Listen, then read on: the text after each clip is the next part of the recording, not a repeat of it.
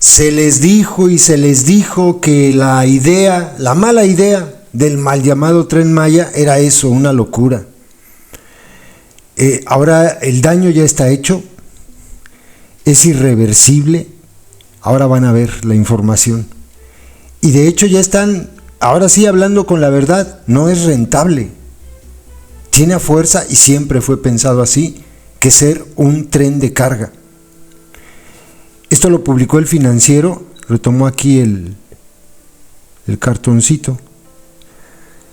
Juan Ortiz dice, el tren mal llamado Maya pierde 2.561 millones de pesos en su primer año de operación. En 2024, el mal llamado Tren Maya generó solo 275 millones de pesos de ingresos.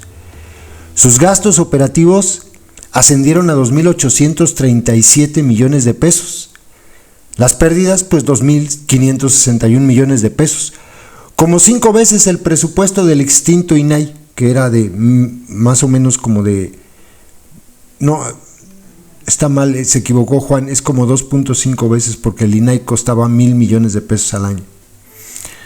Con estos números, el proyecto insignia del gusano barrenador apenas cubre el 9.6% de lo que necesita para operar. El gobierno también transfirió 13,000 millones en subsidios para mantenerlo a flote mediante un fideicomiso, de esos que ya no iba a haber. Y aquí está, a ver si lo puedo hacer más grande. Miren.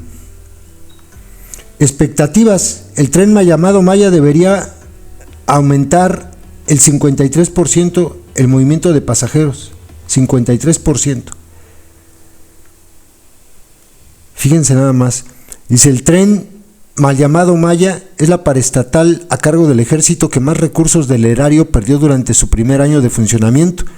De acuerdo con una revisión de sus estados contables, el proyecto ferroviario perdió 2.561 millones de pesos durante el año pasado, ello sin incluir los millonarios subsidios referidos, lo que se refiere Juan en su publicación. En 2014, el ferrocarril El Sureste, 275 millones de pesos, ingresó más bien por movilizar pasajeros y por la venta de souvenirs, entre otros elementos de menor... Ahí no lo entiendo, ahí, ¿qué dice? La parte de abajo. No lo entiendo, no alcanzo a verlo. Esto es lo del mal llamado Tren Maya. Y miren, bueno, primero esta de acá. El propio director del mal llamado Tren Maya dice que es necesario sumar la carga. Para eso era el tren. Es un tren asquerosamente neoliberal para mover mercancías. Pero los adoctrinados dicen que es para... Pues es que es para los pasajeros. El director general del mal llamado Tren Maya, Óscar David Lozano Águila, reconoció que no es rentable la operación de pasajeros de dicho proyecto, ya que para alcanzar su punto de equilibrio estimado hacia 2030 es necesario la operación de carga. Ninguna empresa en cualquier parte del mundo que se dedique a pasajeros en un sistema ferroviario es rentable. ¿Se acuerdan que yo les dije esto y me tiraron bien gacho? Y yo lo tengo bien sabido porque hay muchas localidades en España que quieren tren de alta velocidad y el gobierno se niega a hacerlo porque no son rentables. No son rentables. Pero bueno, por eso es el compromiso del Estado mexicano de complementar el transporte de pasajeros. ¿Y cómo lo puede hacer? Pues aportando recursos. Para lograr el punto de equilibrio necesitamos la carga. Es un componente fundamental, por eso necesitamos recuperar la infraestructura de carga que ya existía en el ferrocarril del Istmo de Tehuantepec. Estamos trabajando intensamente con las empresas que requieren esos servicios y toda la ruta para llevar este proyecto, dijo el asqueroso militar, que por cierto se hizo multimillonario, el guacho ese, con el mal llamado Tren Maya. Y miren acá, 550,000, esto es de Guillermo de Cristi, 550,000 millones de pesos se podrían haber destinado a la salud, de haber hecho un estudio serio y profesional de factibilidad financiera y no un tren sin destino.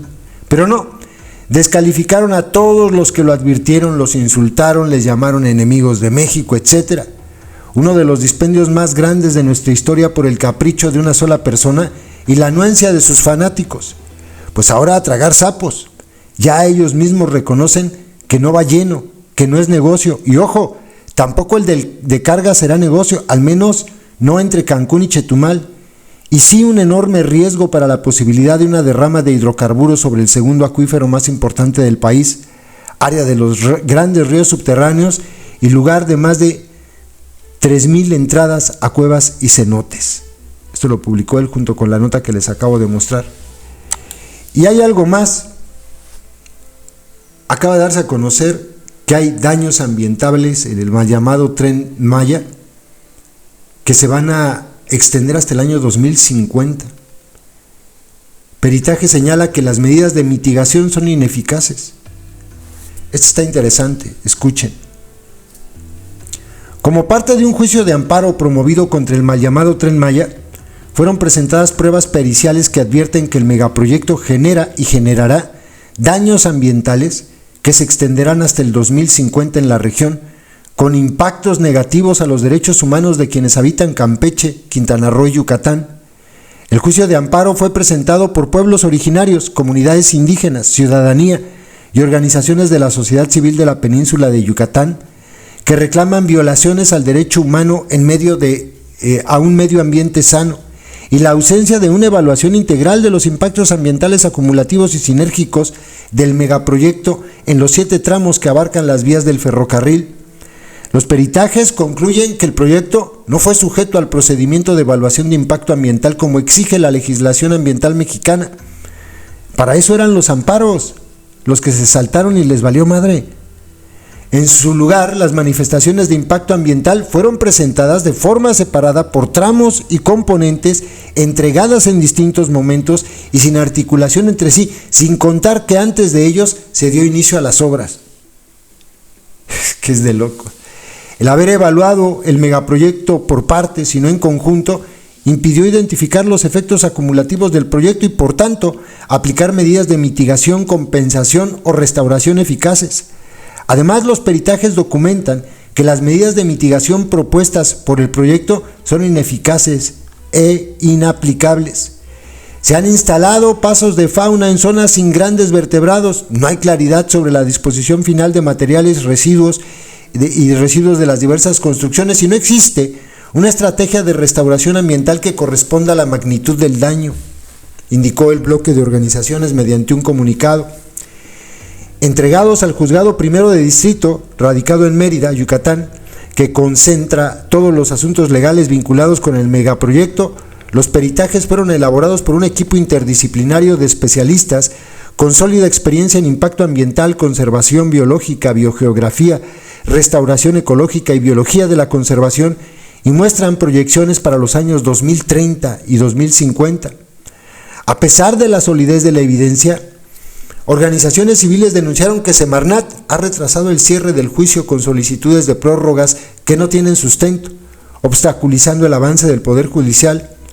Este patrón dilatorio parece orientado a prolongar el juicio hasta la reestructuración del juzgado por las elecciones, lo que vulnera el derecho a la justicia pronta y expedita. Claro, necesitan tener ahí un juez que diga que los quejosos no tienen razón y no tardan. Lo anterior fue expuesto por organizaciones como Cartocrítica, el Centro Comunitario Ucuchil Chibalón, el Consejo Civil Mexicano para la Silvicultura Sostenible, el Consejo Regional Indígena y Popular de Ixpujil, Canán Derechos Humanos, el Observatorio Latinoamericano de Geopolítica, SOS Cenotes, Playa del Carmen, Territorios Diversos para la Vida, Terravida y Voces Unidas de Puerto Morelos.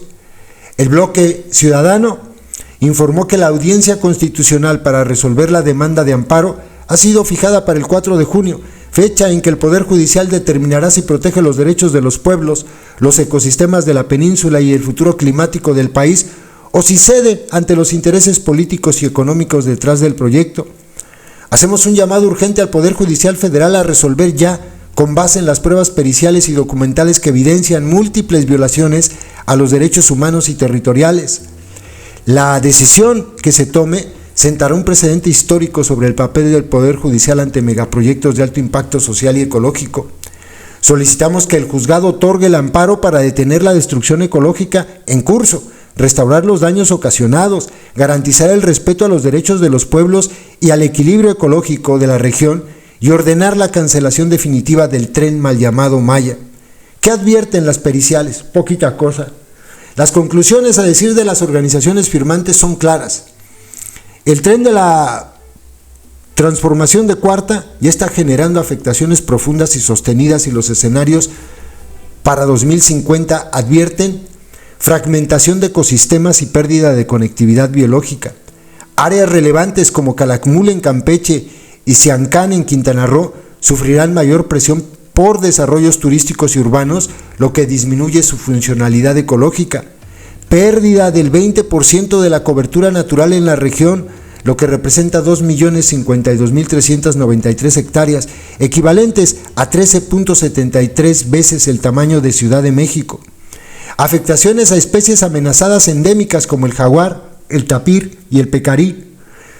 Disminución de funciones ecológicas fundamentales como la polinización, la dispersión de semillas, el control de plagas y la captura de carbono. La capacidad de captura de carbono bajará del 72% al 53% del territorio. Aceleración del cambio de uso de suelo y expansión urbana desordenada. El área destinada a la agricultura crecerá en un 64%, lo que representa un aumento de 1.018 hectáreas, equivalentes a 20.51 veces el tamaño de Cozumel. La cobertura pecuaria aumentará en un 37%, con 978.885 hectáreas adicionales, lo que equivale a 2.45 veces el tamaño de Tlaxcala. La cobertura urbana crecerá un 24%, con un aumento de 72.490 hectáreas, lo que representará 101.526.37 veces el tamaño de un campo de fútbol profesional.